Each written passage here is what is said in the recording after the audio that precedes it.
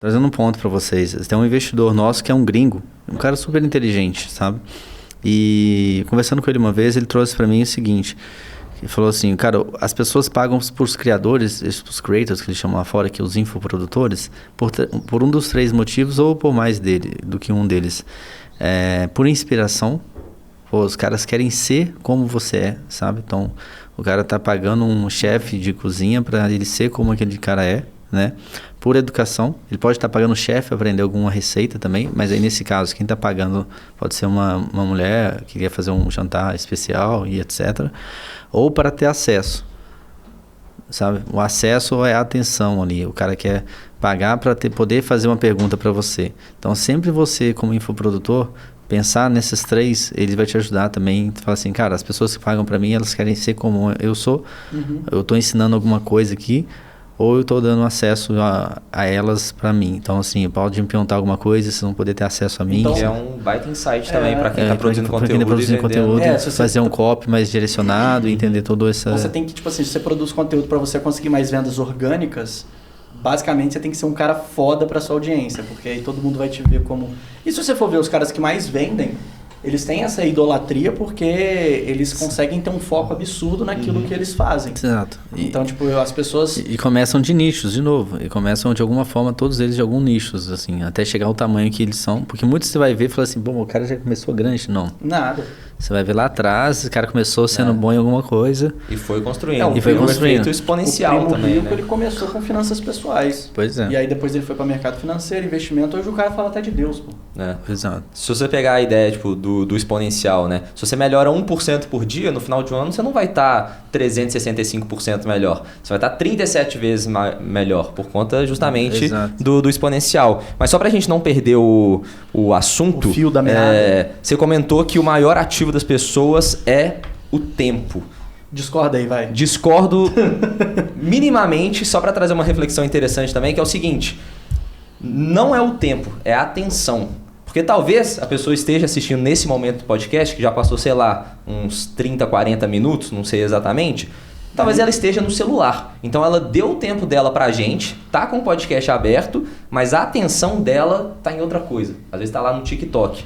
Então, às vezes, ela pode estar te dando o tempo dela, que é algo muito valioso, só que a atenção, de fato, não está 100% ali. O tempo tem que ser acompanhado da atenção, senão ele não consideraria ele. Eu acho Exato. Que vocês acabam que falam a mesma coisa, mas eu acho que é só... Com certeza. Mas... Me defendendo aqui, eu acho que eu falei o tempo e a atenção. Não, você falou os dois. Falei? Falou os dois. Garoto. Porque muitas vezes você vai numa palestra, por exemplo, todo mundo disponibilizou o tempo da pessoa lá, tá lá, mas na hora que você olha, tá todo mundo no celular. Não adianta você estar com seu filho pequeno, achando que dá atenção, mas tá pensando no trabalho, né? Então é a mesma coisa. Tem que ter a atenção e o foco. E deixa eu te fazer uma pergunta. Hoje em dia, os criadores de conteúdo, dependente do nicho, seja entretenimento, seja empreendedorismo, gastronomia, se apegam muito ao número que eles enxergam ali. E aí, às vezes, o cara fala assim, nossa, eu tenho só 100 mil seguidores. E ele não entende, tipo, a magnitude do que são 100 mil pessoas. Sim. E aí, às vezes, o cara fala, nossa, peguei 5 mil visualizações só, flopei. Você acha que essa comparação, às vezes o cara ele se compara com uma pessoa que é de um nicho um pouco mais amplo, como... Não dá pra comparar, né? Entretenimento, por exemplo. Como ter uma visão estratégica dos números que você tem nas redes sociais? Cara, números de redes sociais, eles são é até duro falar isso, mas eles são supérfluos, assim, né? Sozinhos, assim, sabe? Você não dá para considerar só eles de uma forma absolutos, né? Eu acho que você tem que entender os seus números com você mesmo. Então, você tem que entender assim, cara, eu tô crescendo se eu tô caindo. Se eu tô caindo por alguma coisa de errado eu tô fazendo, ou eu estou fazendo alguma coisa de certo, mas não pro público que eu tenho. Então, o importante de você entender o seu público, né? Não adianta você querer vender algo para o público que você tem hoje que não é o nicho deles. Exato. Você vai ter que entender que você vai ter que construir de novo aquela... Então, por exemplo, hoje você vê, quando você posta sobre política num assunto, um monte de gente te deixa de seguir. Pô, porque as pessoas... Por mais que você seja convicto de um lado ou de outro, as pessoas, cada um tem um lado, entendeu? Cada um tem gosto, cada um tem interesses, coisas diferentes. E é aquilo que a gente estava falando lá atrás, né? Então, assim, você tem que entender claramente o que é o seu público para você não errar. Porque você gastar para fazer mídia, mesmo orgânica, produzir conteúdo com um público que não é o seu nicho, você vai estar desperdiçando dinheiro. Então, mesmo no orgânico, que eu falo no sentido de você estar desperdiçando seu tempo, né? E tempo é dinheiro.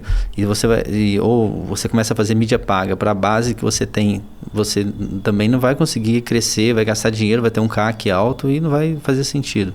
Então, assim, olhar números por si só,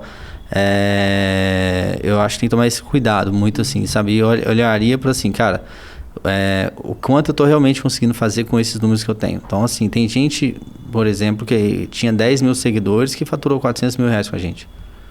Tem gente com mais de 5 milhões de seguidores que faturou 1.000. Eu falar isso pra vocês não é mentira. Eu sei os perfis da minha cabeça aqui agora, quando eu tô falando, sabe? Então, assim, não é só os seguidores por si só, tem que entender qual a proposta de valor que você está agregando para as pessoas que estão ali do lado de lá, entendeu? Tipo você querer colocar uma loja de basquete dentro de um estádio de futebol. Vai passar exatamente, muita gente exatamente. Então é isso que você precisa entender. A internet não é diferente. É o que eu falo sempre. A galera fala assim, nossa, mas a internet é muito saco, não sei o quê. Cara, a internet ela só é um reflexo da sociedade. Entendeu? A gente tem que entender isso. Desde quando você está falando da sua venda, do seu carrinho aberto, ela é um comércio que você abriu, entendeu? Você tem que saber lidar com o seu cliente, você tem que saber atender bem as pessoas. Por que aqueles criadores, aqueles infoprodutores que, eu mando mensagem, o cara me responde, é a mesma coisa do cara do mercadinho lá atrás, que quando você ia no mercadinho, eu falava assim, não, o dono lá é muito bonzinho, o cara é muito... Você lembra disso? Quando eu era pequeno tinha muito disso, né? E às vezes até então, você paga mais caro naquele mercadinho você paga do que mais você pagaria caro, no mercadão, porque você conhece o cara e já criou aquela relação com ele. Exatamente. Então você cria essa experiência, você cria esse vínculo, você sabe, você começa a se inspirar mais nele, você começa a ter vários... Você se conecta com aquilo sem saber por quê. E aí, no fundo, são todo esse em volta, sabe? Então, acho que esse cuidado do seu mercadinho, antes de você querer vender alguma coisa, né? Que eu sempre falo, você tem que doar primeiro, sabe?